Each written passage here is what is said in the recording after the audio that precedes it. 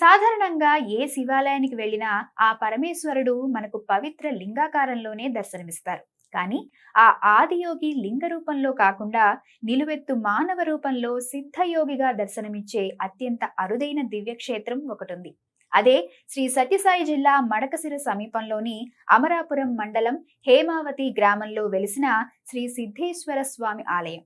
దాదాపు 15 ఎకరాల సువిశాల ప్రాంగణంలో వందల సంవత్సరాలుగా నొళంప పల్లవుల శిల్పకళా వైభవంతో విరాజిల్లుతున్న ఈ క్షేత్రానికి ఒక అద్భుతమైన స్థల పురాణం ఉంది. పూర్వం సంతానం లేని రాజుకు పరమేశ్వరుడు కలలో కనిపించి తనను మానవ రూపంలో ప్రతిష్ఠిస్తే సంతాన భాగ్యం కలుగుతుందని ఆజ్ఞాపించారట. అలా స్వామివారి ఆదేశం ప్రకారం ఇక్కడ 5.8 అడుగుల ఎత్తుతో చతుర్భుజాలతో చేతిలో త్రిశూలం, ఢమరుకం, భిక్షాపాత్ర ధరించిన అద్భుతమైన శివుని విగ్రహాన్ని ప్రతిష్ఠించారు.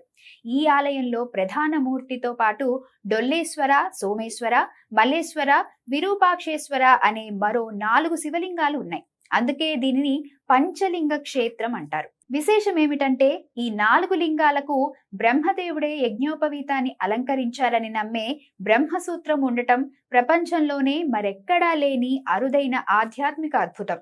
ఇక్కడి గర్భగుడికి ఎదురుగా ఉండే నందీశ్వరుడు కాస్త పక్కకు ఒరిగి ఉంటారు. పైగా ఆ నంది విగ్రహాన్ని చేతితో తడితే లోహపు శబ్దం రావడం గమనార్హం. ఈ ఊరిలో ఎక్కడ భూమి తవ్వినా అడుగడుగున శివలింగాలు బయటపడటం వల్ల దీనిని శివలింగాల ఊరు అని కూడా పిలుస్తారు.